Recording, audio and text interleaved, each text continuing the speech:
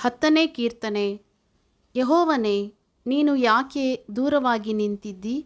ಕಷ್ಟಕಾಲದಲ್ಲಿ ಯಾಕೆ ಮರೆಯಾಗುತ್ತೀ? ದುಷ್ಟರು ಗರ್ವಿಷ್ಠರಾಗಿ ದೀನರನ್ನು ಬಹಳವಾಗಿ ಹಿಂಸಿಸುತ್ತಾರೆ. ಅವರು ಕಲ್ಪಿಸಿದ ಕುಯುಕ್ತಿಯಲ್ಲಿ ತಾವೇ ಸಿಕ್ಕಿಬೀಳಲಿ. ದುಷ್ಟನು ತನ್ನ ಮನೋರಥವು ನೆರವೇರಿತೆಂದು ಕೊಚ್ಚಿಕೊಳ್ಳುತ್ತಾನೆ.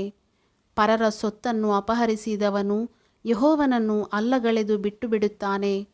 ಯೆಹೋವನು ವಿಚಾರಿಸುವುದಿಲ್ಲ ಎಂದು ದುಷ್ಟನು ಸೊಕ್ಕಿನ ಮುಖದಿಂದ ಹೇಳಿಕೊಂಡು ದೇವರಿಲ್ಲವೆಂಬುದಾಗಿ ಸದಾ ಯೋಚಿಸುತ್ತಾನೆ. ಅವನ ಪ್ರಯತ್ನಗಳು ಯಾವಾಗಲೂ ಕೈಗೂಡುತ್ತವೆ. ನಿನ್ನ ನ್ಯಾಯ ತೀರ್ಪು ಮಹೋನ್ನತವಾಗಿರುವುದರಿಂದ ಅವನ ಗ್ರಹಿಕೆಗೆ ಬರುವುದಿಲ್ಲ. ವೈರಿಗಳ ಗುಂಪನ್ನಾದರೋ ತಾತ್ಸಾರ ಮಾಡುತ್ತಾನೆ. ತಾನು ಕದಲುವುದೇ ಇಲ್ಲ, ತನಗೆ ವಿಪತ್ತು ಎಂದೆಂದಿಗೂ ಸಂಭವಿಸುವುದಿಲ್ಲ ಅಂದುಕೊಂಡಿದ್ದಾನೆ. ಅವನ ಬಾಯಿಯು ಶಾಪ, ಬಲಾತ್ಕಾರ, ವಂಚನೆಗಳಿಂದ ತುಂಬಿದೆ. ಅವನ ನಾಲಿಗೆಯ ಕೆಳಗೆ ಹಾನಿಯೂ ನಾಶವೂ ಕೂತಿವೆ. ಅವನು ಗ್ರಾಮಗಳ ಸಂದುಗೊಂದುಗಳಲ್ಲಿ ಹೊಂಚಿಕೊಂಡಿದ್ದು ಮರೆಯಾದ ಸ್ಥಳಗಳಲ್ಲಿ ನಿರಪರಾಧಿಗಳನ್ನು ಕೊಲ್ಲುತ್ತಾನೆ.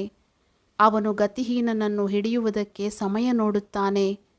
ಗವಿಯಲ್ಲಿ ಅಡಗಿಕೊಂಡಿರುವ ಸಿಂಹದಂತೆ ಅವನು ಮರೆಯಾಗಿ ಹೊಂಚಿಕೊಂಡಿರುವನು. ಅವನು ಬಲೆಯೊಡ್ಡಿ ಕಾದಿದ್ದು ಕುಗ್ಗಿದವನನ್ನು ಹಿಡಿದು ಎಳೆದುಕೊಂಡು ಹೋಗುತ್ತಾನೆ. ಕುಗ್ಗಿದವನು ಜಜ್ಜಲ್ಪಟ್ಟು ಉರುಳಿಕೊಳ್ಳುತ್ತಾನೆ. ಗತಿಯಿಲ್ಲದವನು ಅವನ ಬಲಾತ್ಕಾರದಿಂದ ಬಿದ್ದು ಹೋಗುತ್ತಾನೆ. ಆ ದುಷ್ಟನು ತನ್ನೊಳಗೆ, ದೇವರು ಇವನನ್ನು ಬಿಟ್ಟು ವಿಮುಖನಾಗಿದ್ದಾನೆ, ಆತನು ನೋಡುವುದೇ ಇಲ್ಲ ಅಂದುಕೊಳ್ಳುತ್ತಾನೆ. ಯೆಹೋವನೇ, ಏಳು.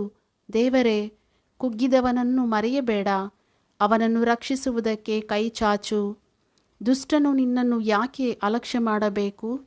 ದೇವರು ವಿಚಾರಿಸುವುದೇ ಇಲ್ಲವೆಂದು ಹೇಳಿಕೊಳ್ಳುವುದೇಕೆ? ನೀನು ಅವರ ಅನ್ಯಾಯ ಬಲಾತ್ಕಾರಗಳನ್ನು ನೋಡಿಯೇ ಇದ್ದಿ, ಅವುಗಳನ್ನು ವಿಚಾರಿಸುತ್ತಿ. ಗತಿಯಿಲ್ಲದವನು ತನ್ನನ್ನು ನಿನಗೆ ಒಪ್ಪಿಸುವನು. ದಿಕ್ಕಿಲ್ಲದವನಿಗೆ ನೀನೇ ದಿಕ್ಕು. ದುಷ್ಟನ ಭುಜಬಲವನ್ನು ಮುರಿದು ಹಾಕು. ಕೆಡುಕನ ದುಷ್ಟತ್ವವನ್ನು ಶೋಧಿಸಿ ನಿರ್ಮೂಲ ಮಾಡಿಬಿಡು. ಯೆಹೋವನು ಯುಗಯುಗಾಂತರಗಳಲ್ಲಿಯೂ ಅರಸನಾಗಿರುವನು. ಆತನ ದೇಶದಲ್ಲಿ ಅನ್ಯಜನಗಳು ನಿಶ್ಶೇಷರಾದರು. ಯೆಹೋವನೇ, ನೀನು ದೀನರ ಕೋರಿಕೆಯನ್ನು ನೆರವೇರಿಸುವವನೇ ಆಗಿದ್ದಿ. ಅವರ ಹೃದಯವನ್ನು ಧೈರ್ಯಪಡಿಸುತ್ತಿ, ಅವರ ಮೊರೆಗೆ ಕಿವಿಗೊಡುತ್ತಿ.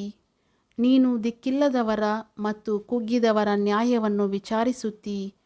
ಹೀಗಿರುವಲ್ಲಿ ಇನ್ನು ಮುಂದೆ ಮಣ್ಣಿನಿಂದಾದ ಮನುಷ್ಯರಿಂದ ಅವರಿಗೆ ಹೆದರಿಕೆ ಉಂಟಾಗುವುದಿಲ್ಲ.